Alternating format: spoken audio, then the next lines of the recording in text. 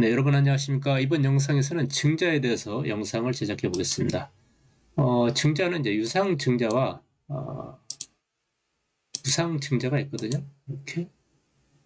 먼저 살펴볼 항목은 유상증자부터 먼저 살펴보겠습니다. 유상증자라는 것은 기업이 자본을 늘리기 위해서 이제 신주를 발행하는 것을 유상증자라고 합니다. 이제 신주 발행이라고도 하고요.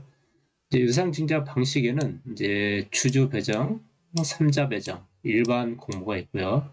이제 주주 배정 같은 경우는 그 주식을 이제 가지고 있는 사람, 기존 주주에게 이렇게 신주를 발행하는 것입니다. 이제 이거는 이제 단기 악재로 시장에서 받아들이거든요. 이제 주주 가치가 이렇게 희석이 되니까. 그 다음에 이제 삼자 배정 방식, 기존 주주도 아니고 일반 공모도 아니고 이제 특정 법인이나 이제 개인에게 돈을 받고 이제 투자 유치를 하는 거죠. 이런 것들은 이제 중장기 호재로 받아들이고요. 그 다음에 이제 일반 공모가 있거든요. 이거는 불특정 다수에게, 이거는 악재 가능성이 높습니다. 그런 다음에 이제 그 돈이 이제 기존 주주들에게 유상증자를 발행했을 때 이제 그 돈이 어디로 쓰이는지 이제 이런 것들은 잘 살펴봐야 되죠. 이제 유상증자 자금의 사용처, 즉 시설 및 R&D에 사용할지 아니면 채무 사용안에 사용할지 공시를 통해서 꼭 확인을 하셔야 됩니다. 이제 만약에 그 채무 상환이라든가 뭐 이런 것들은 조금 악재로 받아들일 가능성이 크죠. 대신에 이제 뭐 시설 투자 및 R&D에 이제 이렇게 사용하겠다 그러면 이런 것들은 그래도 이것보다는 조금 덜 악재로 받아들입니다. 그리고 이제 유상증자의 장점이 뭐냐면 이제 사업 확장 비용 또는 기업 부채를 감소시키는데 이제 활용해서 이제 재무 구조를 이제 개선할 수가 있고요. 아무래도 돈이 들어오니까 그럴 수 있겠죠. 편리한 자금 조달. 그래서 이제 기업들이 유상증자를 통해서 이제 자금을 많이 조달을 하죠. 기존 주주들의 이제 피해를 좀 많이 주면서. 그다음에 이제 유상증자의 단점은 기업 이미지 하락으로 단기적인 관점에서 주가 하락을 불러올 수 있습니다. 그래서 이제 주주 가치 희석으로서 이제 기존 주주들에게 이제 악영향을 이제 끼치죠. 그래서 좀 시장에서는 좀 꺼려를 하죠. 기존 주주들은. 그래서 이제 유상증자 방식은 여기에서 이렇게 살펴봤듯이 이렇게 주주 배정, 삼자 배정, 일반 공모가 있는데 이제 주주 배정 방식에는 이제 기존 주주들에게 이제 새로운 주식을 이제 발행하는 거고요. 그다음에 삼자 배정 방식, 이제 회사가 제 3자에게 투자금을 받고 신주를 발행, 투자자와 이제 직원 등 회사의 주식을 소유하진 제 3자에게 이제 발행을 하는 겁니다. 기존 주주에게 팔고 이런 것들은 이제 투자 유치가 이제 많이 이루어지는 거죠. 이렇게. 그 다음에 이제 공모 방식, 이제 불특정 다수에게 주식을 발행을 하고, 주로 이제 대기업에서 이제 많이 사용을 하고요. 보통 신주 발행가는 이사회나 주주총회에서 이제 발행 가격을 이제 정하게 됩니다.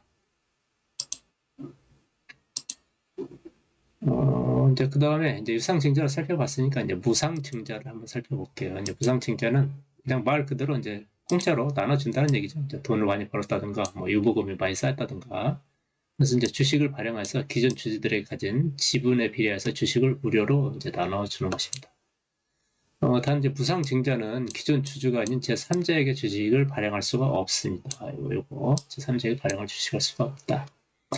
장점은 회사의 재무 구조가 안전함을 증명하죠. 돈을 많이 벌었으니까 쌓아둔 돈이 많이 있으니까 기존 주주들에게 그걸 이제 나눠주겠다 이제 그런 얘기고요. 회사의 주가 상승 효과를 불러온다. 주식수가 늘어남에 따라서 이제 유동성이 즉 거래가 이제 활발해지는 그런 효과를 불러올 수 있습니다. 유상증자나 이제 무상증자에 있을 경우에 이제 권리락이 이제 발생이 되거든요. 이제 권리락은 증자나 이제 배당을 받을 권리가 기준일이 지나면 그 권리가 사라짐을 의미를 합니다. 늘어나는 주식 수만큼 주가를 인위적으로 낮춰서 이제 형평성을 맞추려고 이렇게 권리락을 시키는 거고요. 권리 가치가 이제 빠진 만큼 기준 가격이 이제 낮아진 상태를 권리락이 합니다. 주가가 이제 상대적으로 이제 할인이 됐다 보니까 이제 싸 보이는 착시 효과로 인해서 단기 변동성이 이제 커질 수 있고요. 그 다음에 이제 이 권리락을 좀 살펴볼게요. 이제 권리락은 증자나 배당을 받을 권리가 기준일이 지나면 그 권리가 이제 사라짐을 의미를 하는데요.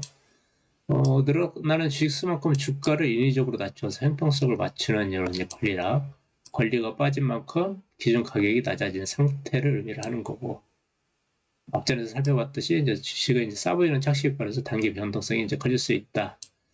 무상증자 이제 100% 기준으로 할 때 가격은 이제 반토막이 나는 겁니다. 예를 들어서 뭐 1,000원이었다. 그러면 이제 500원으로 이렇게 되는 거죠. 수량은 대신에 이제 배가 늘어나는 겁니다. 예를 들어서 내가 100주를 가지고 있다. 그러면 이따가 200주가 되는 거죠. 여기 나와 있죠. 뭐 주가가 예를 들어서 권리락전이 2만 원이었다. 뭐 권리락고 이제 반토막이 나니까 1,000원. 이제 가격은 2분의 1로 이렇게 줄어드는 거고요. 주식수는 내가 이제 100주를 가지고 있었는데 권리락고 이제 이렇게 200주가 되는 겁니다. 무상증자로 나눠줬으니까 대신에 이제 가격은 이렇게 떨어진 거죠. 가격은 떨어지고 주식수는 늘어나고 그래서 주식수가 이제 배가 이렇게 증가가 되는 거죠. 무상증자로 받았으니까 100% 기준이니까. 근데 자산은 똑같은 이제 변동 없습니다. 200만 원, 200만 원, 200만 원. 이렇게. 어떤 분들은 권리락이 되면 깜짝 놀랍니다. 이렇게 2만 원이었던 게 갑자기 만 원이었으니까 주식은 안 들어오고 그러면 내 주식 어디 갔냐고 자꾸 찾아보는데 나중에 이제 입고되는 날이 있어요. 그러면 그것까지 이제 추가 상장이 돼서 변동이 없게 됩니다. 대부분 다 권리락 그 다음날 이렇게 깜짝 놀라죠. 이제 주식 그 계좌를 보고. 근데 이제 권리락 되고 나서 그 무상증자 그 주식이 아직 안 들어와서 그렇게 보이는 겁니다. 단기적으로. 그런 다음에 이제 유상증자 권리락도 한번 살펴볼까요? 유상증자 권리락은 이제 기존 거가 이제 현재 주가가 되는 거고 이제 이렇게 예를 들어서 만 원이었다. 예시 여기 있죠. 이렇게 보시면 보통 이제 유상증자는 이제 할인 발행을 하게 되는 거거든요. 이제 예를 들어서 주가가 만 원이었는데 20% 할인을 하게 되면 8,000원이 되는 거죠. 이제 만 원 플러스 8,000원 나누기 2 하면 권리락 기준가가 이렇게 하는 거고요. 9,000원. 그래서 권리락이 떨어진 날 9,000원에서 이제 시작을 하게 되는 겁니다. 권리락 시초가는 9,000원. 신주 구입가는 8,000원. 그래서 2,000원이 할인돼 20%가 할인되니까 이제 8,000원이죠. 2,000원이 할인된 그 금액으로 신주를 구입을 되는 겁니다.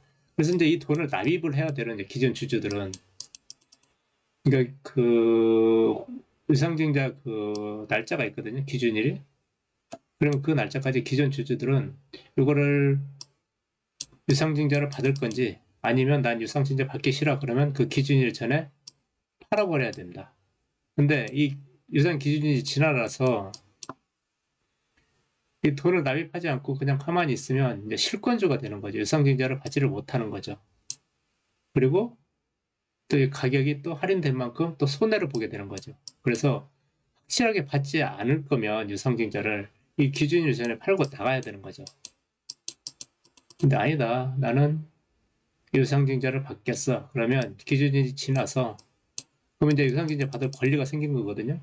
그러면 이 돈을 납입을 해야 됩니다. 언제까지? 그 납입일 기준일이 또 있어요. 근데 그 돈을 납입하지 않으면 이제 실권주가 돼서 이제 그 실권주가 또 일반인들에게 또 청약할 수 있는 그런 기회도 생깁니다.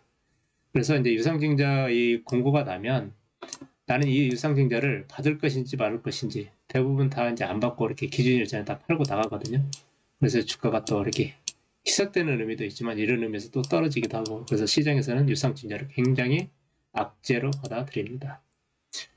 그렇지만 아까 이제 여기서 살펴봤듯이 이제 그 자금이 R&D에 쓰이는 건지 아니면 단순히 채권, 채무를 상환할 것인지 이제 공시를 통해서 그걸 확인을 해야 되는 거죠. 그래서 오늘은 유상증자와 무상증자를 한번 알아봤습니다. 오늘 영상은 여기까지 마치겠습니다. 시청해주셔서 감사합니다.